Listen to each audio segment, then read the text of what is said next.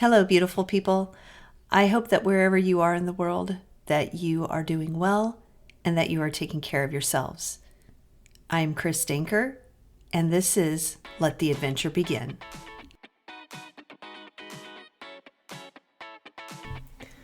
Let the Adventure Begin with Chris Danker podcast. Hey everybody, welcome to episode 145, and we have officially made it to May.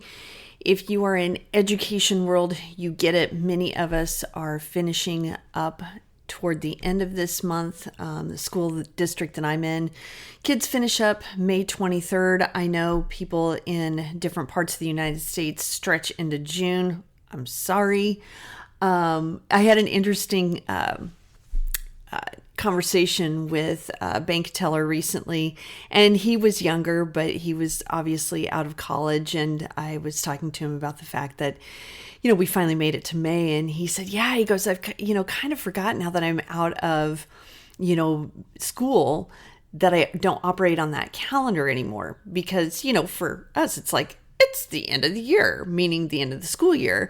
And when people get into their real jobs that have nothing to do with education, May is just the fifth month of the year. And so when he said that, I was like, for me, my entire life has been on a school year.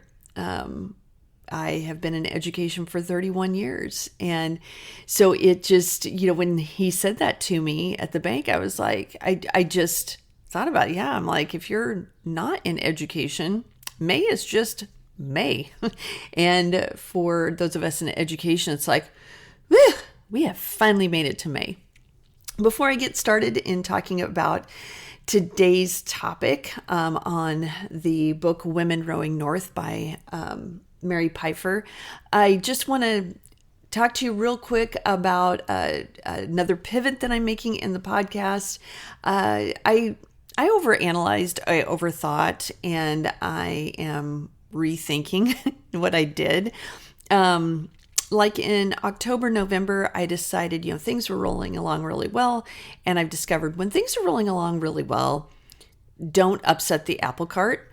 I upset the apple cart, and I decided to make the podcast more same topics, talking about adventures in the areas of physical, intellectual, emotional, and spiritual, but more from the perspective of a 57-year-old me.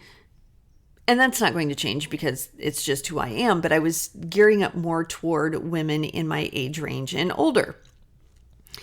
And lo and behold, my listening audience just took a huge nosedive and has not recovered. And I get it, for people that weren't in that age range that listened to the podcast, they probably felt it's no longer for me. Well, I'm here to tell you, I'm swinging back as far as pivoting back to the original intent of the show for talking about all different kinds of topics in those areas having to do with adventure. Like I said, whether it's physical, intellectual, emotional, or spiritual, to recapture hopefully the wider audience. However, I said that I would talk about this fantastic book, Women Rowing North. So if you are not in the 50s age range, 50s, 60s, 70s, and beyond, skip this episode, wait until next week when I start talking about self-care, and you can, be off with you. But if you want to hear about this book, that's what I want to talk about. This is one of those books that I have decided it is going to be, it's already a resource for me, but it is going to continue to be a resource for me as I age. The subtitle is Navigating Life's Currents and Flourishing as We Age. And so Mary Pipher, she has, different sections of the book called Challenges of the Journey, Travel Skills, The People on the Boat, and The Northern Lights. Each section is amazing, and what I love about the author is that not only does she give some personal examples, but she has obviously interviewed a lot of different people and talked about how things change for for women as we grow older, and how we go from being caretakers of our children to maybe caretakers of our parents or caretakers of our partner, how relationships come and go as we age, how our activities, some change, some grow in a different way. We can't necessarily physically do all of the things that maybe we were doing before in the same way that we had been, and that's okay. And it's coming to kind of like accepting those things, but also then being able to look at them in a different way. And so Mary Pfeiffer does this in an amazing way. And honestly, one of my favorite chapters that I'm going to come back to time and time again will be the one on your grandchildren and your relationships with your grandchildren. That is just even the time that you spend with them and how intentional that is. And I think that for me, that was important recently, in that my husband, my daughter, and our 3 grandkids went to, it's called Nelson's Produce Farm. It's just outside of Omaha, Nebraska. They had a tulip festival that ran for, I think, 3 weeks, and now they're shut down before their main season starts in June. And they have like all kinds of activities for kids to do, a sand pit to play in, bales of hay that they have stacked up, and then you can go down slides. They have a corn pit for kids to play in, so much room to run around and play in. And then obviously for us, we went to the tulip festival. Now, my daughter and son-in-law have 3 kids, and our grandchildren are almost 5, 2, and then 3 months old. We got there around 11 o'clock in the morning, and we didn't leave till almost 4 o'clock in the afternoon. We had lunch there. There were a lot of people there, but it's so spread out that it was, I don't know, it was one of those days where everything just fell into line. None of the kids that were around were, having meltdowns or anything. The weather was beautiful. I don't know. It was just one of those cool experiences. And what I kept reminding myself, and again, it comes back to this chapter that on grandchildren, is taking the time to meet your grandchildren at their level, and not to rush, not to always be in such a rush or such a hurry. And I found myself really doing that when the kids were at the corn pit. My daughter and my husband were hanging out. My 3-month-old granddaughter was asleep, so they were having a conversation. So I was with Ace and Enzo, and they were playing in the corn pit. They were going down the slides. They were playing together, but then they were doing their own thing. And I just enjoyed the moments with them. I wasn't concerned about, oh my gosh, it's getting later in the day. Should we think about getting ready to go? It was just enjoying being there and having fun with them.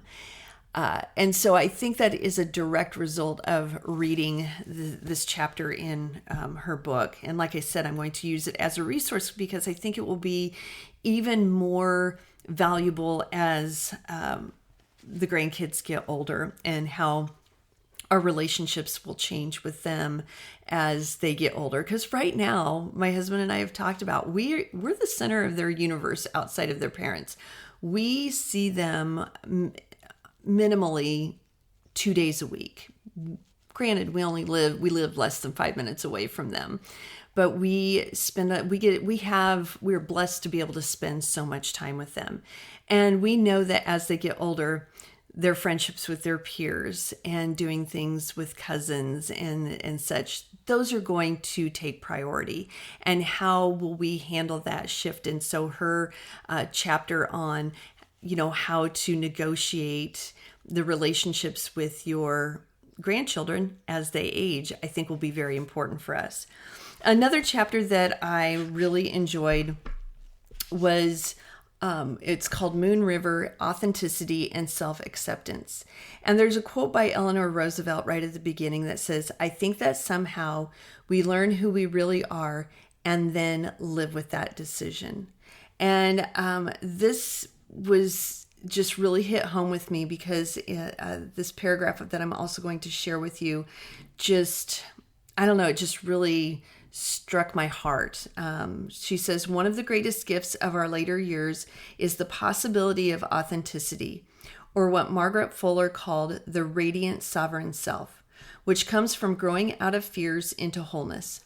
We may lose our false selves, acquired in childhood and carried with us through much of our long journey.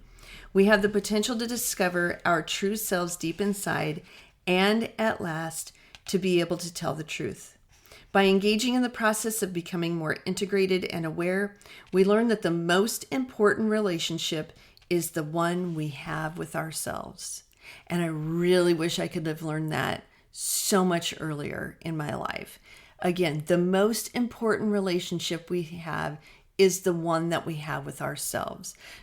Too many times we look for external validation, whether it's from a boss, a peer, a friend, a parent, a spouse, a partner. We're looking for that validation when the relationship that matters the most is the one that we have with ourselves. So I'm gonna leave you with that, because I hope if you take nothing else, if you decide, hey, I'm not really interested in reading that book, so be it. But just really think about the relationship that you currently have with yourself and how you can work on growing that relationship. Or if you're doing well, how can you continue? And so that's really, when I start talking about self-care next week, that's going to be the focus on the relationship that we have with ourselves. So I hope that you are having a fantastic week. And wherever you are in your journey, I hope you let your adventure begin. Peace.